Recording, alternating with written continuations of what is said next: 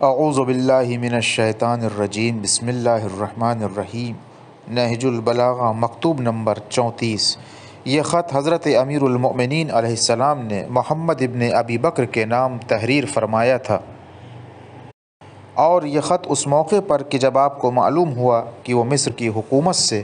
اپنی معزولی اور مالک اشتر کے تقرر کی وجہ سے رنجیدہ ہیں،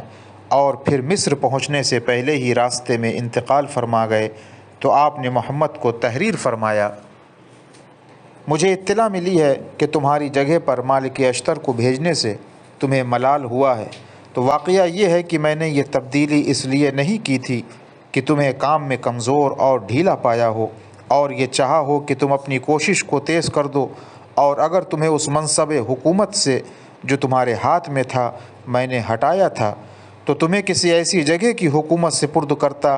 جس میں تمہیں زحمت کم ہو اور وہ تمہیں پسند بھی زیادہ آئے۔ بلا شبہ جس شخص کو میں نے مصر کا والی بنایا تھا وہ ہمارا خیر خواہ اور دشمنوں کے لیے سخت گیر تھا۔ خدا اس پر رحمت کرے، اس نے زندگی کے دن پورے کر لیے اور موت سے ہمکنار ہو گیا، اس حالت میں کہ ہم اس سے رضامند ہیں۔ خدا کی رضامندیاں بھی اسے نصیب ہوں اور اسے بیش از بیش ثواب عطا کرے۔